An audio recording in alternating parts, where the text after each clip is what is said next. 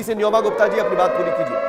आएंगे आपके पास, लेकिन फिलहाल एक बड़ा अपडेट सामने आ रहा है, उसका रुख करेंगे। रुझानों में कांग्रेस का नहीं खुला है कोई भी खाता। सुमित, पिछले 2 बार से दिल्ली में कांग्रेस जीरो पर है और ऐसे में बौखलाहट नजर आई। जिस तरीके से संजीव जी ने अपनी बात रखी, संजीव जी फिर कहेंगे, आप अपनी तरफ से कह रहे हैं, लेकिन ये तो रुझान बता रहे हैं संजीव जी, पिछली 2 बार से दिल्ली में कांग्रेस का कोई खाता नहीं खुला है, जीरो है। और रुझानों में इस वक्त भी कांग्रेस का खाता खुला हुआ नजर नहीं आ रहा है। ऐसे में साफ तौर पर काम जो इतनी मेहनत जो कांग्रेस ने सुमित की है जमीनी स्तर पर, वो किसके लिए की है? बिल्कुल, और वो कांग्रेस जो दिल्ली में लंबे समय से सरकार में थी और 27 साल पहले बीजेपी थी, तो 27 साल बाद बीजेपी को मौका मिला। जो कहते थे कि भाई कांग्रेस की शीला दीक्षित की सरकार के किए कामों को दिल्ली की जनता याद कर रही है, तो फिर कमी आप में थी और ये स्वीकार करने में कोई गुरेज नहीं होना चाहिए कि हाँ हम में कमी रही, हम विकल्प नहीं बन पाए, बीजेपी विकल्प बन गई। लेकिन ये कह देना कि कोई नैरेटिव सेट कर रहा है आपके खिलाफ, ऐसा नहीं है सर। न्योमा गुप्ता जी, विपदा आपको कहा जा रहा है, सब आपदा के बदले विपदा आ गई। सर इनका तो काम ही बोलना। हम लोग यहाँ पे आए एक पॉजिटिव कैंपेन से।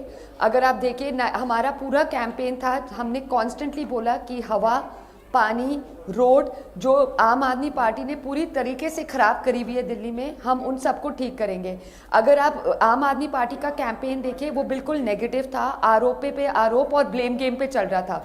तो इनका बोलने से, इनके कुछ भी बोलने से मुझे फर्क नहीं पड़ता। कांग्रेस के प्रवक्ता संजीव जी हैं, वो कह रहे हैं कि दिल्ली में आपदा थी, वो मानते हैं आपकी बात कि आपदा थी, अब आपदा तो चली गई, अब विपदा आ गई बीजेपी का। तो खाता भी नहीं खुला सर, एक सेकेंड सर। देखिए कांग्रेस इतना फ्लिप फ्लॉप है, देखिए कभी वो आम आदमी पार्टी के साथ है, कभी नहीं है।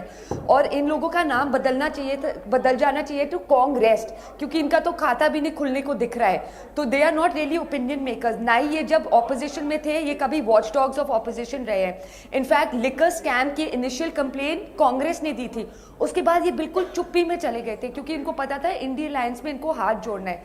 इस प्रकार की पॉलिटिक्स इतनी भी नहीं करनी चाहिए सर कि आप लोगों के बारे में बिल्कुल। जवाब संजीव जी।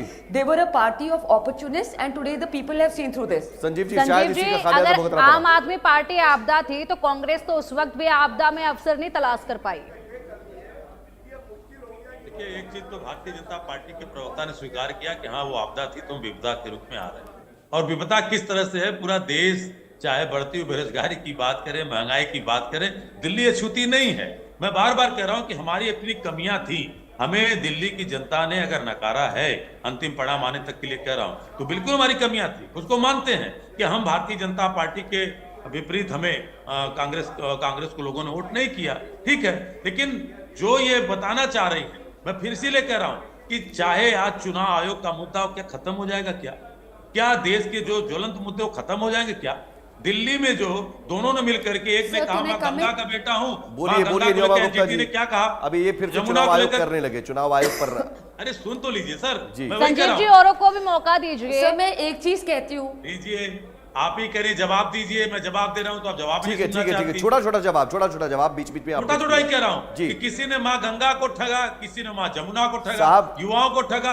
मैं फिर कह रहा हूँ कि दिल्ली की जनता का जो जनमत है वो सारी बातें आपकी सही है, सारी बातें आपकी सही है। आएंगे आपके पास, लेकिन फिलहाल बड़ा अपडेट सामने आ रहा है, अपडेट का हम रुख करेंगे। और इस वक्त बड़ा अपडेट, जंगपुरा से मनीष सिसोदिया आगे चले गए हैं, 2345 वोट से आगे हैं, वोटों से, और केजरीवाल 386 वोट से आगे है। एक बार फिर मार्जिन यहाँ पर सुमित बढ़ गया है। और यहाँ मनीष सिसोदिया के लिए मुझे लगता है कि अब वो सेफ हो गए हैं, लगभग सेफ होते नजर आ रहे हैं। लेकिन केजरीवाल अभी भी खतरे में है। केजरीवाल के लिए जरूर 386 वोट से अगर आगे है, और न सिर्फ अगर इतना कम मार्जिन से वो जीत भी जाते हैं, तो एक बड़ा चेहरा, आम आदमी पार्टी का एक बड़ा चेहरा अगर इतने कम मार्जिन से जीतता भी है, तो ये संकेत ठीक नहीं है। ये संकेत, इसके मायने अलग निकाले जाएंगे, गलत निकाले जाएंगे। और एक ग्राफ आ गया, 41 पे आम आदमी पार्टी, 29 पे कांग्रेस का खाता इस बार भी नहीं खुला, अदर्स भी शून्य पर है। ऐसे में बीजेपी और आम आदमी पार्टी के बीच में लगातार कांटे की टक्कर मानी जा रही थी, और वही आंकड़े भी अब बता रहे हैं, 41 पर बीजेपी है, आम आदमी पार्टी 29 पे है।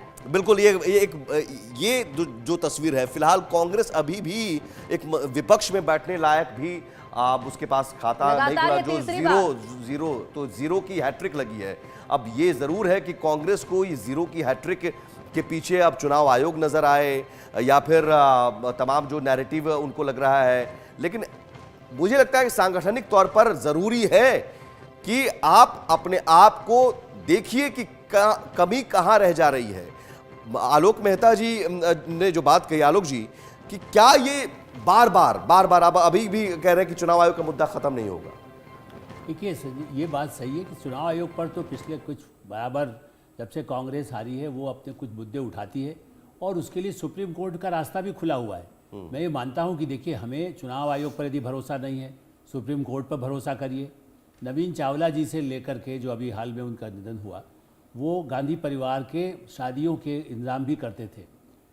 एमएस गिल जो रहे मंत्री भी बने मनमोहन सिंह सरकार में, ऐसे लोग आप देखिए कि रहे हैं जो बहुत ही लॉयल कांग्रेस के रहे, उस पर कोई आपत्ति नहीं। मैं मानता हूं कि तब भी वो चुनाव आयोग के रूप में उन्होंने इस पर अच्छा काम किया।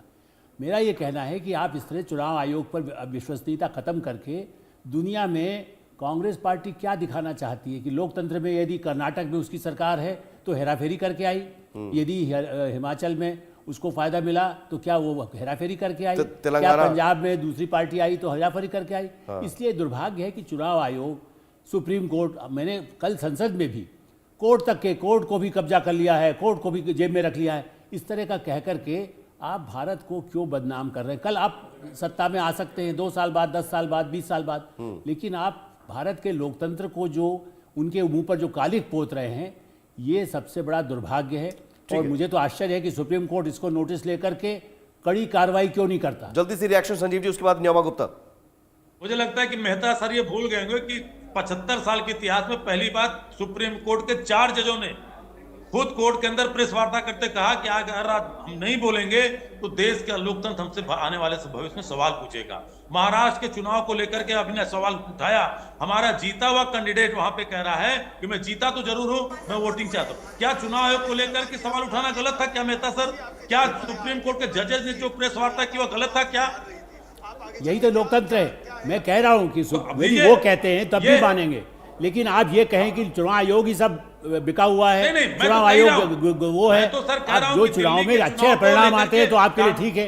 कांग्रेस पार्टी बिल्कुल चिंतित है, लेकिन इससे आप बरी नहीं हो जाओगे कि सुप्रीम कोर्ट पे सवाल खुद वहां के जजेस ने उठाया। हाँ बिल्कुल उठाया, उसके बाद क्या हुआ कि जीता हुआ विधायक ने सवाल उठाया। वो कितने ही फैसले सुप्रीम कोर्ट के सरकार के खिलाफ आए, संजीव जी सुप्रीम कोर्ट के जब फैसले खिलाफ आए, जो सरकार के, केंद्र सरकार के मुंह पर कई चीज़ों में उनको पीछे हटना पड़ा, कई चीज़ों में उनकी बेइज्जती हुई।